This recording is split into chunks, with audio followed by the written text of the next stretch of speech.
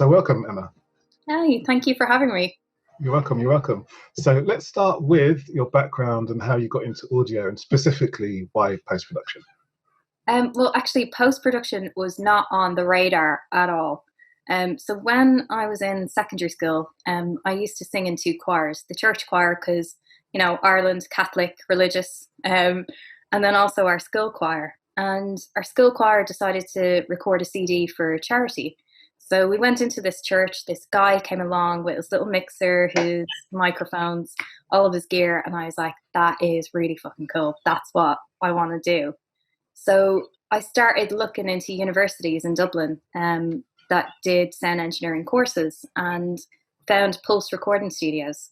And Pulse had a really, really great course in that it didn't just focus on music, it focused on music radio and post production and live sound. And live sound was kind of more what I was gearing towards. So I applied to them, got in, it was amazing, managed to get work experience in a venue for a year as well. And the venue really put me off live sound. The hours were atrocious. I was working from 3 o'clock in the afternoon until 3 a.m. because you had to stay until after the DJ sets were done. Didn't have a social life. It was really sexist, more sexist than post production ever was. And I was like, I really, really don't like this. So I started looking at other areas of the course that I could do. And I was really into post production. Like one of our modules was we had to take a Tom and Jerry cartoon and redo all of the sound design. Wow. So we just had, because obviously Tom and Jerry, there's no dialogue, and they just stripped out the sound and said, go for it. Do whatever you think is right. And that's when I started to get really into it. And then it came kind of towards the end of the course, and I had 3 months left, and I was like, oh, feck, I need to get a job. Like, I'm about to be pushed out into the real world. And I started applying to all of the post-production houses in Dublin, and all of the music studios actually too. And Screen Scene, where I ended up for 9 years, got me in for an interview and said to me, oh, we'll call you by the Friday to let you know if you got the job. Friday came, hadn't heard anything. So I sent them an email and just said, just wanted to check in, see, what the situation was. And they called me back straight away and said, well, look, actually, we had given the job to someone else, but she went out on her lunch break and never came back. Oh, wow. Yeah. So they were like, the job's yours now. If you want it, we need you to start on Monday. So I had actually pulled a sickie from college that day or university that day. And I was like, oh, feck. So I needed to go into university, even though I had pulled a sickie. So they obviously knew I wasn't really sick. And kind of say to them, look, they want me to start this job on Monday. We've still got 3 months left of the course. Can I finish part-time and go ahead and take this opportunity? And they were like, of course, you have to. And they were really, really great. They gave me some really solid advice when I was starting out. And it's three things that when they said it to me, I was like, no, that's BS. And it's sure enough, it's proven over the years that they were right. So the head of the studio said to me, you're going to face three problems going into the industry. You're going to face discrimination because of your gender. You are going to experience trouble because of the way you look. And you are going to experience trouble because of your age. Because when I was leaving university, I was 19. So I was incredibly young. And sure enough, I faced all of those problems. Within probably a year, all three had come through and I had experienced it. But I was in a really safe environment. Like Screen Scene was incredible.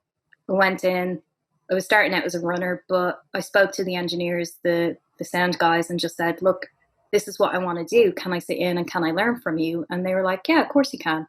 So I was in the studios. If I was on an 8 to 5 shift, I'd stay for that extra hour after, sit in with the mixers. If I was on a 12 to 9 shift, I'd come in early, be in for 9 a.m., sit in for those 3 hours before I started. I was in on my lunch breaks. I was asking for projects that I could do in my spare time, staying late and working on them. And because I did all that, I think it was 5 months of being a runner, I was then promoted. And they wanted me to get to know the clients and they wanted me to start in short form or commercials. And I spent time on reception, doing audio bookings for commercials. Spent about 5-6 months there, and then I moved into being an assistant. Hated short form, hated commercials. It is a totally different world to long form and film and TV. But it was really good because it taught me how to be quick. Because with commercials, you don't have time to mess about. You have to, usually the clients only book for an hour, and you've got an hour to do a hell of a lot of sound design, record your voiceover, and do the mix, and do your playback, and do your fixes to the advert. And then there could also be, say you have a 60-second advert, there could be 20 different taglines that you have to then put onto it. So being slow, yeah, exactly. So you can't be slow. And commercial clients are paying a higher rate as it is for studio time. So they don't mess about. They do not want you to feck around. They just want it done and out. And I didn't like it. I didn't like the personalities of the people. And I felt that I got treated a lot more unfair in short form than I ever would in long form. So I kind of pushed and didn't leave management alone until they let me go into long form. But I still speak, the owner of Screen Scene, well, he's not the owner anymore. I still speak to him, and he still gives me stick about pestering him so much for moving up into long form.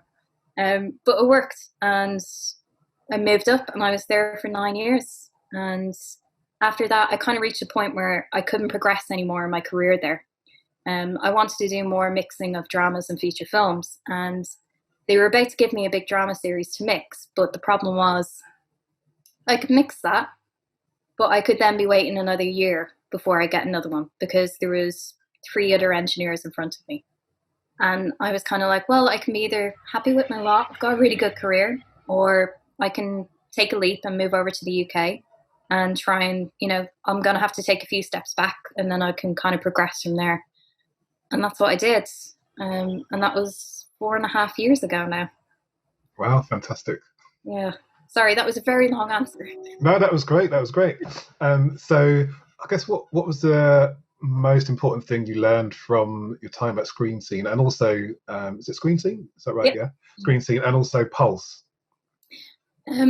Pulse was definitely teamwork. Because we were put into different groups for each of our different projects. And without fail, there was always arguments.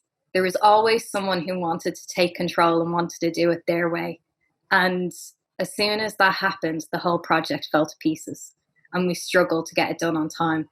But as soon as you could always tell the difference when we started working together and we started being more collaborative, that the project just ended up being so much more better, and we got it done on time, and we always got a better grade. And that was one big thing that came out of my time at Pulse. With Screen Scene, the one thing that I definitely learned is attitude.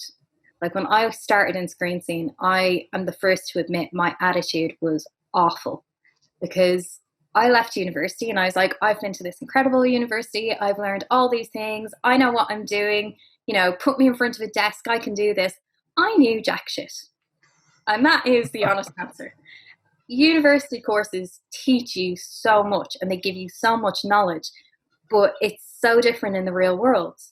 And you need to have that little bit of guidance, even for a short period of time, just so you can get settled in and you can learn the ropes. And also every company and every person works differently. And if you're working for a particular company, they're going to have a particular style that they want you to do. And you need to adapt and learn that. So that was definitely the biggest thing in Screen Scene. I got myself in so much trouble at the start for having a really, really bad attitude. And I'm glad they stuck with me and they gave me a chance, and they gave me a talking down to. They put me in my place, and I'm glad they did, because it's made me definitely have less of an arrogance about my career going forward, which I think is a very valuable thing. Yeah, sounds great. Yeah, no, that's great. I've heard other people talk about that, the difference between what you learn in university and then taking it into the sort of the workplace, the big difference. Yeah, no, it's interesting. So mentorship. So you mentioned, how important is that Hugely. When I came over to the UK at first, I knew very few people. No one really knew me. I started working for a company that I really wasn't happy in, and I just felt absolutely lost. I didn't know what to do. And I came across the Women in Film and TV mentoring scheme and I applied for it. And that was probably the best thing that I've ever done. I was given a mentor who was not only a career coach, but she had also worked in post production in different roles for about 20 odd years. And mentoring is not about someone sitting down and training you, it's about someone being a sounding board, being there to give you advice and guidance. And that's exactly what I needed.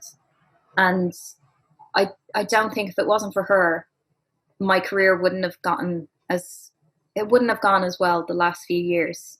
If it hadn't have been for her guidance and for her keeping me, sane, trying to figure out if I wanted to go to a different company or what I wanted to do or how to progress and how to get to know the industry.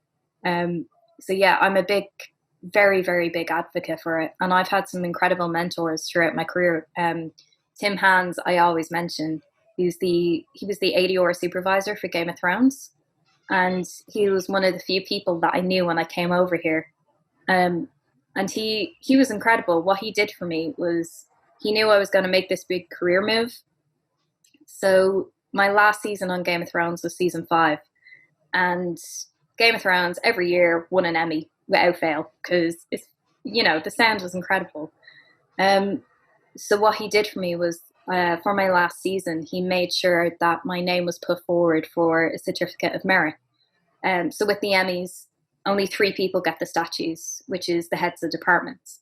And then those 3 people can choose another 3 people to get a certificate of merit.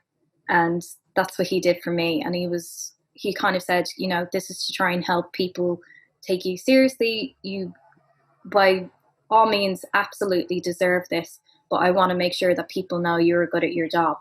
And I mean, he did me so much by just doing that small little gesture. So I always try and give back now and give back as much of my time as I can. And if I can take, someone who's looking to step up and help them out on projects and get them to, assist me, I will. It just helps. That little bit of guidance makes such a huge difference to someone starting out. It's amazing that he did that. Yeah. It was incredibly kind. I mean, I slag the feck out of him all the time.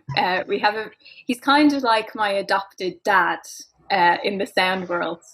So we have a very funny relationship. We were actually doing a job recently and he just made a comment to me. It was an open planned room and we were doing ADR on Brave New World. And we hadn't worked together in a while and he just looked at me and he was like, Jesus, Emma, you're going a bit slow today. And I just turned around without thinking and said, "Back off." And he got back to it. And of course, forgot the room is full of clients, director, producer, like everyone, the actor. And they all just turned and looked at me and started pissing themselves laughing. And I was like, oh, crap. It's like, I'm so sorry. I'm usually more professional. It's just him. But yeah, it's kind of the relationship we've had now. It's good. I really love working with him. We'll come back to Game of Thrones, actually, of course. But so when you arrived in the UK, how long would you say it took to sort of get your career going once you arrived? Realistically, it started going properly when I went freelance 2.5 years ago. Before that, I was in companies, and one thing that I felt about companies was that you're not allowed self-promote. You have to promote the company, you can't promote yourself. So I would want to put out a tweet saying, I mixed this show tonight, make sure you check it out. I couldn't say that. I had to say that the company mixed it. So then automatically people don't know you. It's limiting your reach as far as people are aware. So once I kind of decided to leave working in facilities and going freelance myself, that's when I think I started to get more interesting projects, I guess. So yeah, 2.5 years ago, really. But I'm still far from where I want to be. I've still got a lot that I want to achieve. I want to be mixing dramas, like I said, and I still haven't properly reached that point. So that's still going to take a lot of work, and it's harder to do freelance. But I couldn't imagine going back to facility now. So working on Game of Thrones, as you mentioned, I mean, how was that? It was bizarre. Not many people know this, but the first series was actually done completely in Ireland. So all of the post-production, so sound, visual effects, grading, everything was all done in Ireland. And I remember the very, very first cast and crew screening of episode 1 before it aired anywhere. And all of us went into this place called the Sugar Club in Dublin to watch it. And all of the women came out and were just like, that was disgusting. This is never going to go anywhere. That was really like violent and there was no need for it. And then, of course, it blew up and it got huge. And all of us ate our words because we all got addicted to it and we all started watching it every week. And then, unfortunately, because it got so big, the Americans HBO decided to take it back to the States because they wanted to have more creative control over it. But the ADR with the Irish actors stayed with me in Dublin. And it was incredible. I remember working with Joffrey, and I can't remember the actor's real name right now. But I remember being with him on an ADR session, and I just kind of turned to him and I said, how have people been reacting with you? How's it been going? And he was just like, oh, most people can, determine fiction from reality. So it's not been too bad. But it was just insane. And it gave me so many opportunities. That's the one credit that really helped me with my career moving over here is as soon as you put Game of Thrones on anything, people start to take you seriously. Yeah, I bet. Yeah. But it was surreal. But I used to know a lot of the storylines 2-3 months in advance. Wow. How was that, keeping that quiet? It was interesting, but I used to do this thing. So I probably shouldn't say this publicly, but I've said it a few times now. They never got me to sign an NDA. Myself and 2 other mixers in Dublin, in Screen Scene, we were the only ones across the whole production who never had to sign an NDA. And we used to joke with production being like, why is that? And they were like, we really don't know, but we never get you to sign one. So, feck it, it's grand. But we did the Red Wedding scene. The Red Wedding scene, we recorded the ADR for that in February and the show aired in May. So it was quite a long time. So I used to joke with people and I was like, if you piss me off or you make me angry, I'm going to spoil Game of Thrones on you. I never did. I never actually did it. But it was difficult at times because you used to know these huge storylines were coming up and you could not say a word. And you were just counting down the days until people have finally watched it and you can actually discuss it with someone. That's crazy. Yeah, because I came to it a little late, and so one of my friends was watching it, and then I had to sort of then binge watch it, hardcore binge watch it to catch up. Because I kind of did the same thing as you were saying. Like I watched the first one, I was like, wow, what this is. Should I be watching that? That's a little bit off. And then my friend's like, no, go back to it. But you got to keep at it. And then I went back, and then I was just trying to play catch up. And then she did the same thing. She kept threatening to ruin things. So I had to kind of speed up. So I lost many hours of my life watching Game of Thrones. That was the thing as well. Because everybody would automatically, as soon as they watched an episode, go on Twitter or go on Facebook and just spoil everything on everyone. So you had to watch it when it went out. Otherwise you were fecked. Yeah, I had to. Yes, I lost sleep. I lost time on social media. I couldn't look at social media in case someone spoiled something. It was just crazy. In fact, some of these interviews that I've watched with other sound people, I've actually paused them in the middle because they're about to talk about a series that I've not quite finished yet, that I've got to really late. So that happened recently with was it Mindhunter? Oh, I haven't started that yet. It's on my list though. So I'm going to have to avoid those interviews as well. Yeah, I don't know if there was major spoilers, but just in case, I'm like, damn it. And same thing with Get Out. I saw Get Out really late, really late. Yeah. I was watching an interview of Michael Abels, who did the music, and I was like, damn it, got to pause this one. Right, let's go and watch this damn film now. Well, at least it's forcing you to watch stuff like quicker. Yeah, I know. I'm really slow. It's really bad. It's really bad. Terrible. Okay, cool. So you worked on Game of Thrones. You also did Vikings as well. 'Cause I saw you got credit on Vikings as well. And so how was that? That was really, really good fun. Vikings was a little bit different in that it was being shot in Ardmore, County Wicklow. So Screen Scene was kind of unusual in that it had a facility in the centre of Dublin, but then they had merged with a company called Ardmore Sound out in County Wicklow. Ardmore Sound is one of the biggest mixing stages in Ireland. It also had sound stages for shooting. So Vikings was kind of using some of the sound stages. They had also built their own sound stages in Wicklow, and they were shooting on location there. So a lot of the time, what they do is they'd get the actors to come straight off set and into ADR in Ardmore Sound. If they couldn't get into Ardmore Sound, they'd bring them into Screen Scene in Dublin city centre.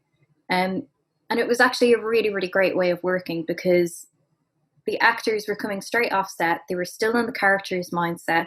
They never came into me in costume, but I think sometimes they did come off straight off set into Ardmore Sound in costume. And it just meant that the performance you got out of them was so much better because, you know, they're still in that character. They still feel like they're in set, and it's less of an isolated experience. They haven't, you know, filmed this 8 months ago and they're coming back to a character they haven't been in, you know, a while. And yeah, it was great, but they are all really feckin' tall. All of the actors are so tall, and one of them broke my mic stand. So he was so tall.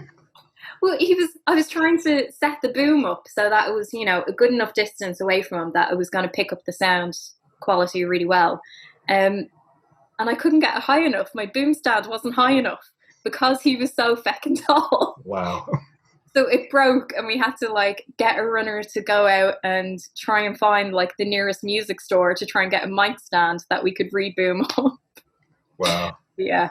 But they were great, and I learned a lot from the ADR supervisor. Like there's little tricks because Vikings is all action and there's lots of fights. The problem with ADR is the actors can't physically, like, you know, do the actions of punching or, you know, of fighting.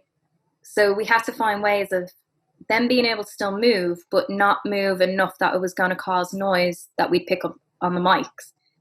So we used to have a yoga band, and the actors used to stand on one end of the yoga band, and then they'd have their hands on either side like this, and they'd try and pull it. And of course, because the yoga band is quite tight, the resistance would mean that they had to struggle to try and pull it. Right. So it would cause that effort to come into their voice, the same effort that you would do if you were having a fight scene or if they were on set trying to recreate a fight. And it was great. I learned so many little tricks like that just from working on that show. That's really clever, because I was going to ask you about that. Excuse me. I was going to ask you about that, like how difficult it is, like doing ADR, like trying to recapture that performance again. Yeah, it's incredibly difficult, and it's less about the technical skill and more about the psychology. So my concern when we're doing an ADR session is the actor. I do not care about the director or producer. And I know that sounds harsh because I should do, because they're the clients, but they're not the ones that I need to get a performance out of. The actor is. So I'm always concerned about them. I'm always looking to see if I get a hint that they're getting tired, I will find an excuse to stop the session for a few minutes. I'll say that I need to go to the bathroom, or I'll say the system's crashed and we need to take a second, because I'll see that they'll need a moment, because it's a lot. You are asking an actor to stand in a room, either if it's a separated booth or if it's an open plan room with everybody together. You're asking them to stand there, recreate a performance they did on set where they had costumes, sets, other actors around them. They might have had an accent. And you're asking them to redo it in this sterile environment with a load of people standing, staring at them and shouting feedback at them. It's really disconcerting. So the best way to do it is make sure the actor is comfortable. do everything in your power to respect them and their space and what they need. I always chat to them and say, you know, how do you want your mix in your headphones?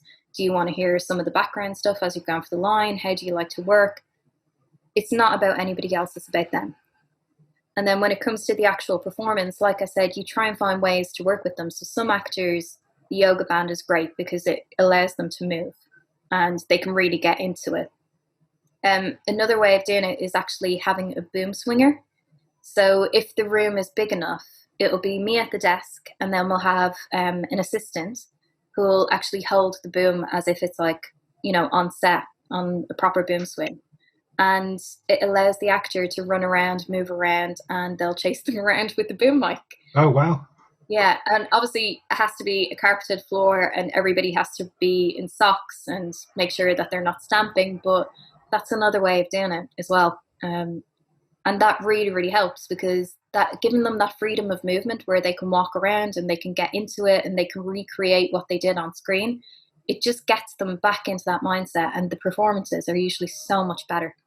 Something like Vikings or even Game of Thrones, like how much ADR is there, or can you say?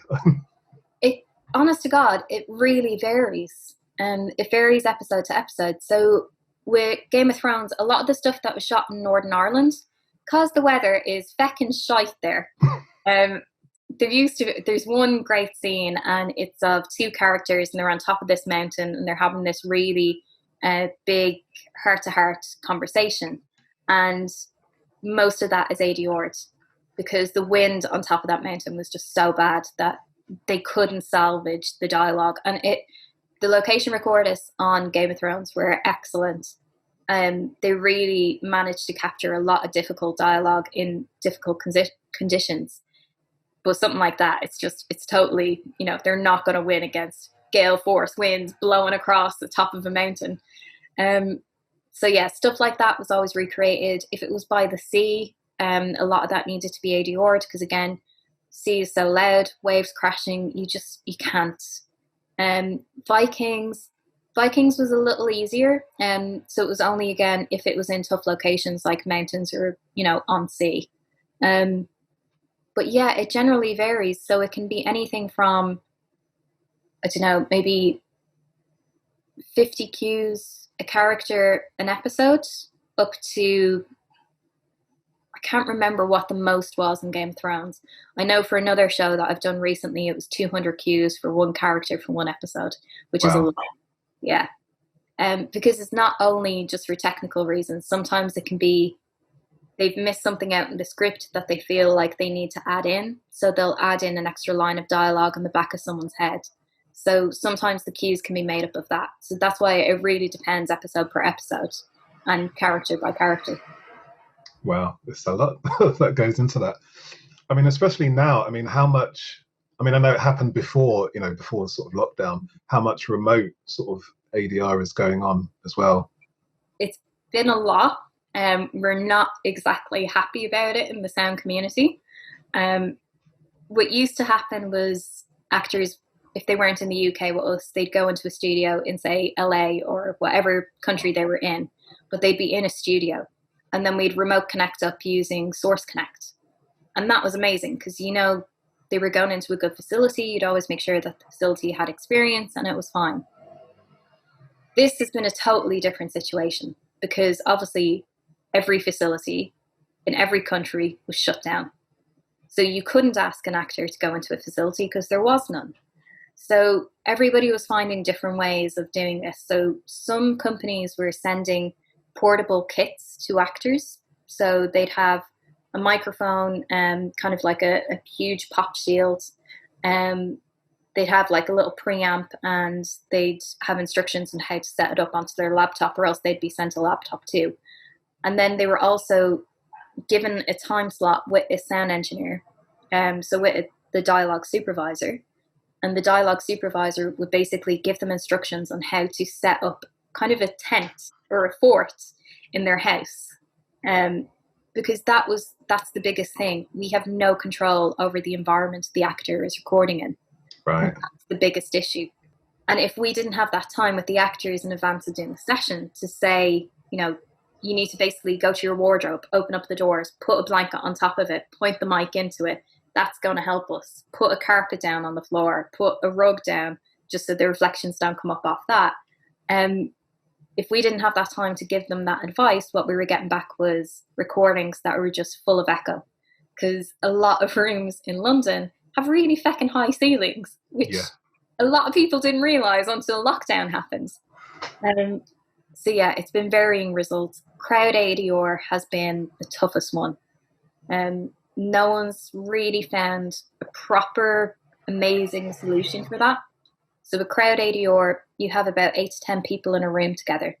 So for something like Vikings, when you see all those big battle scenes, that's 8 men and women in a room in a studio in Soho screaming their lungs out. That's what that sound is. So that's them added with crowd sound effects from a library. None of that, or very rarely, was any of that recorded on the day. But obviously with social distancing, and at first with the studios being closed as well, that couldn't happen. At the moment, there's still only one facility that can do crowd sessions, and that's Twickenham Studios, because Twickenham's main mixing stage is so big. They can accommodate, I think it's 6 crowd artists or 8 crowd artists, but they can all be spaced out 2 meters apart. Their air conditioning is specially filtered, so, you know, it's safe for them. And they're the only place. No other facility can do it.